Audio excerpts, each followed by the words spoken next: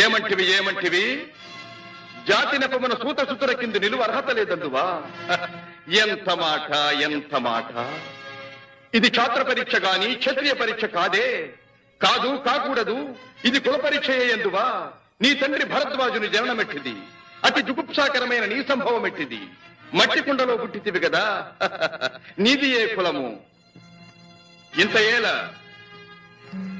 అస్మత్ పితామహుడు గురుకుల వృద్ధుడైన ఈ శాంతనవుడు శివసముద్రుల భార్యవు గంగా గర్భమున జనించలేదా? ఈయనదే కులము. నాతో చెప్పింతివేమయ్యా? మా వంశమునకు మూల పురుషుడైన వశిష్ఠుడు దేవవేశ్యకు ఓపుత్రుడు కాడా?